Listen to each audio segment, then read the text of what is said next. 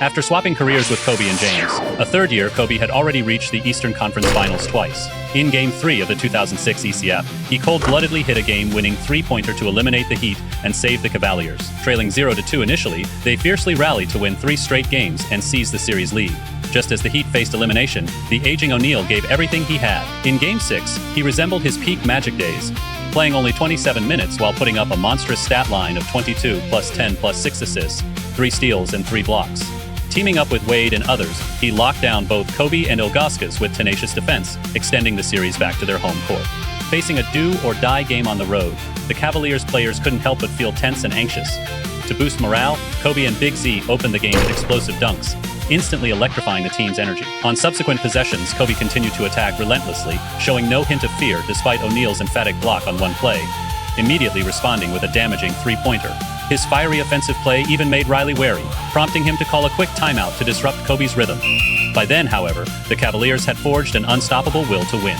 After the timeout, they played even more aggressively under Kobe's lead, with Kobe showing no regard for defenders like Wade or O'Neal. With such a fearless leader, how could the Cavaliers players not give their all? Seeing Kobe trapped in a double team while Wade poised for a counterattack, Ilgauskas and Hughes quickly stepped up to keep the Cavaliers' offense rolling. Wave after wave of scoring runs followed, making it hard to tell whether this was a home game for the Cavaliers or the Heat. Completely locked in, Kobe showed no fear of any defense, ignoring concerns about high or low efficiency zones. Under his relentless and indiscriminate bombardment, his teammates found their shooting opportunities increasingly easier, and control of the game firmly shifted to the Cavaliers. In the third quarter especially, the Cavaliers overwhelmed the Heat's defense with a decisive run. For the entire game, the Cavaliers dominated the Heat in every statistical category: points, rebounds, assists, steals, and blocks. After being forged through intense battle, the Cavaliers' deep roster finally shone with its brightest brilliance. Of course, Kobe also proved himself to be a top-tier perimeter player, going toe-to-toe with Wade and showing he was no less dominant than any elite guard, even one who was the regular season MVP. At last, the Cavaliers reached the NBA Finals for the first time in franchise history. Their opponent was the Western Conference powerhouse San Antonio Spurs, a team that played like a juggernaut. The Spurs had virtually no weaknesses, boasting counter strategies, whether facing a team built around an interior star or an outside star. Even in the brutal Western Conference, they had lost only 2 games en route to the finals. With Duncan inside and Bowen on the perimeter, even a fly-buzzing pass might risk getting swatted. On top of that, they had home court advantage, were well rested, and held all the favorable factors of timing, location, and team unity. Over the entire 4 quarters, they completely overwhelmed the Cavaliers. Duncan, with 27 points, 15 rebounds, and immaculate defense, delivered a dominant performance that defined what it meant to be the ultimate interior force. But those who know Kobe are aware that in the second game after a loss, he always seeks revenge. So in Game 2, a fully unleashed Kobe was back in action. With just over 2 minutes left in the game, he led his team in a fierce battle against the Spurs. This time, he was determined not to let his team fall into the desperate situation they had experienced in the Eastern Conference Finals. This was exactly how they built their advantage. He was the most consistent player on his team. Parker passed the ball to Duncan. Duncan slammed it in. He played with great determination, showing incredible instincts for the rebound, and he is a violent finisher. Now Bryant has the ball. Snow facing Parker's defense. The ball goes back to Bryant. Out of bounds, Spurs' ball, a critical turnover at the worst possible time. You have to cherish every possession, especially at this stage of the game. Pass to Duncan. Hawk shot. Duncan scores. Duncan truly lives up to his name as the big fundamental. So steady. Hughes catches the ball. 3-point shot. Scores from beyond the arc. Hughes and Kobe are like 2 glasses of poison. The Spurs have to choose one to drink. Now Parker has the ball. Great! The timing on that alley, OP was perfect. Duncan and Parker's chemistry is truly unmatched. The ball goes to Hughes. Now Gooden catches the ball. Kobe, guarded by Finley. 5 seconds on the shot clock.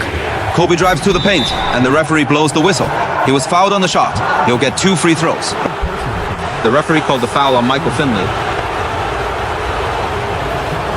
He missed the first free throw. Not sure how he'll perform on the second.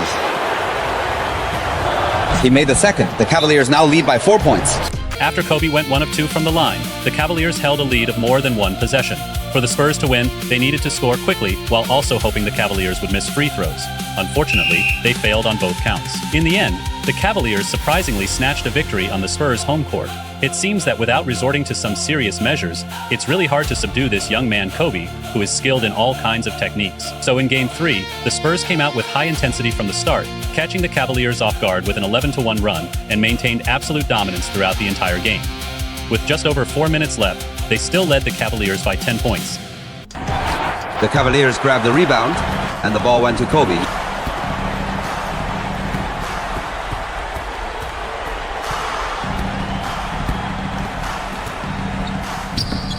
Ilgauskas got the rebound. Gooden caught the ball. Now Ilgauskas. Gooden with the ball. He shot a floater over Barry. Gooden calmly knocked it down. Gooden is a huge threat in the low post, especially when he has a mismatch. The Cavaliers' lineup is really well balanced. Pass to Barry. He hit a high arcing floater. They got 2 points. The Spurs off-ball screens were really well executed. Kobe caught the ball on the wing. Missed the bank shot. Ilgauskas grabbed the rebound, scored on the second chance. Duncan got the ball, facing Gooden's defense. Duncan turned and hit a hook shot. The ball went in. Duncan calmly scored 2 points. He was the absolute cornerstone the Spurs relied on. Duncan rarely lets his teammates down. Kobe charged in. Kobe. Oh, wow. That shot was incredible. Parker holds the ball on the perimeter. The floater had such a high arc. Gooden grabbed the rebound. The Cavaliers were on offense, trailing by 8. The ball went back to Kobe. He shot a running one-hander. That was a great play.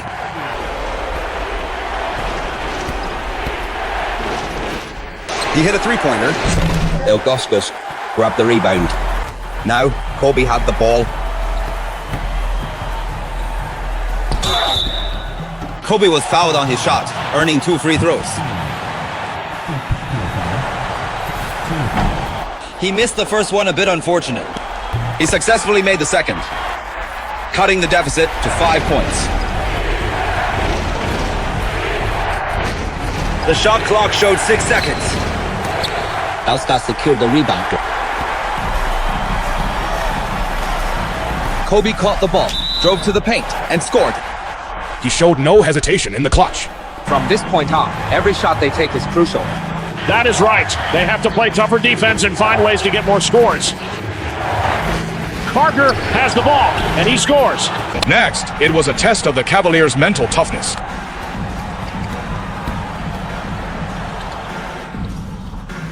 Duncan grabs the rebound. The Cavaliers must find a way to stop the Spurs' offensive possession. The Cavaliers initiate a double team. Pass to Barry. Only 5 seconds left. The ball goes out of bounds, and the Spurs retain possession. Parker takes a pull-up jump shot. That was an incredibly difficult shot. The Cavaliers call a timeout. At this point, they can only opt for quick scores, followed by fouling. They need to be careful about whom they foul. If possible, they want to avoid sending a free throw specialist to the line. Kobe shoots a deep three-pointer. The ball comes back to Gooden, and he nails a three. Great! That shot cuts the deficit to just 1 point. Gooden is like a clutch magician. Every time the Cavaliers are in trouble, he delivers a brilliant play. Unfortunately, the Cavaliers are still trailing, and they have no timeouts left. They must find a way to foul quickly and score quickly. In this situation, time is the Cavaliers' biggest enemy. The second free throw misses. That is a significant blow. Kobe takes the deep game winner. Wow, if it had gone in, the game would be won, but the game-winning shot doesn't fall, and San Antonio eventually grinds out a hard-fought victory. As Kobe's long-range game winner clanks off the rim, the home court advantage they fought so hard to reclaim is reluctantly handed back, putting Kobe and his Cavaliers on the back foot again.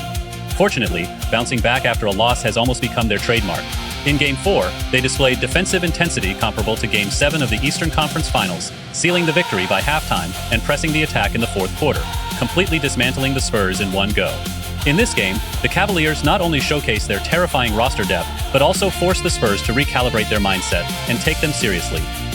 Indeed, respect can only be earned through performance. In the pivotal Game 5, even Duncan, who had been relatively quiet, gave it his all. The fierce battle lasted the entire game, and with just over a minute remaining, they were still locked in a dead heat.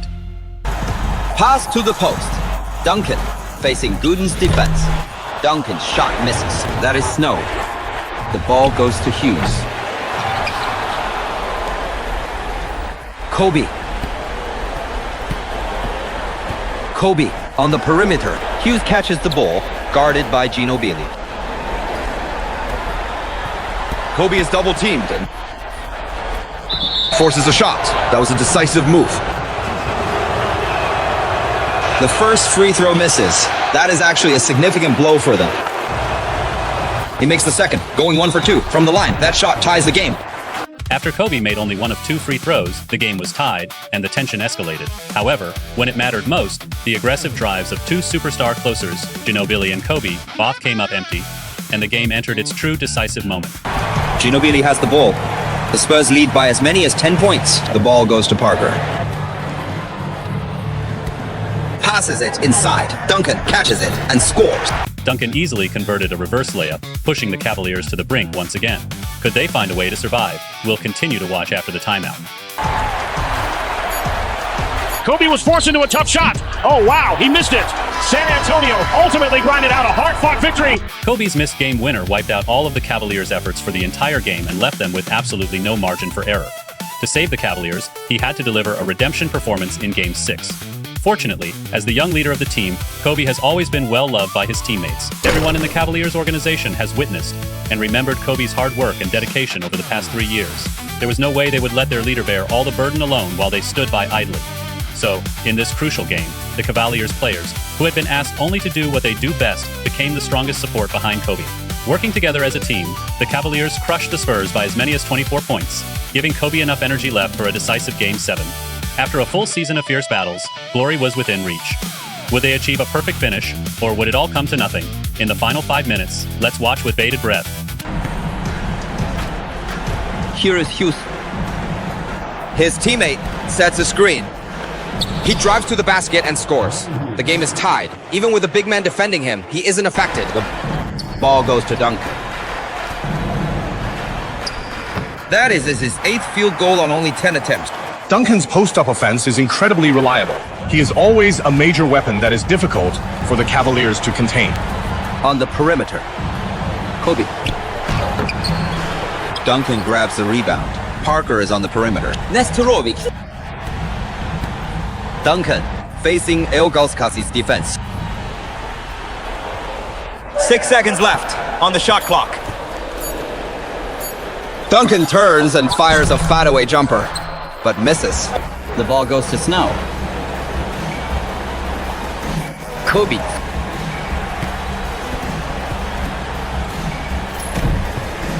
That foul is way too obvious. He'll get 2 free throws. He makes the first free throw. The second one is good too. He scores on both free throws. A shot from beyond the three-point line. Ilgauskas grabs the rebound cleanly. They finally have a chance to turn the tide. They must be waiting for this opportunity for a long time.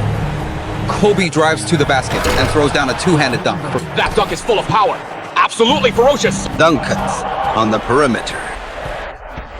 5 seconds left on the shot clock. They get a second chance. He shoots again, and he successfully converts the layup. If they don't put more effort into boxing out on the boards, this situation will keep happening. Kobe from 3. His 8th field goal is also spectacular. He has taken 12 shots in this game. Duncan is defended by Gooden. This shot by Duncan is a bit rushed. He could play it more patiently. The ball goes back to Kobe. Parker grabs the rebound.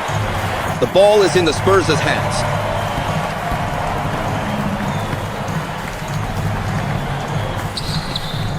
That layup is nice. That is an incredibly tough finish. The ball gets to Hughes. He shoots from beyond the arc. Wow, he slams it down hard, like a bomb. Absolute dominance. He snatches the offensive rebound and finishes with a powerful putback dunk. In a close game like this, having a dominant big man is so crucial. Nestrovic goes inside, facing Ilgauskas. He makes his first free throw. The deficit is now down to just 2 points. He misses the second free throw. That is such a shame. Getting it down to 1 point would be great. They've got to get a stop here on the Cavaliers' possession, and it is rejected. It is Barry. He shoots the three. Hits it for his team. The Spurs take the lead over the Cavaliers. The momentum of the game is now firmly in the Spurs' hands. Kobe gets fouled hard.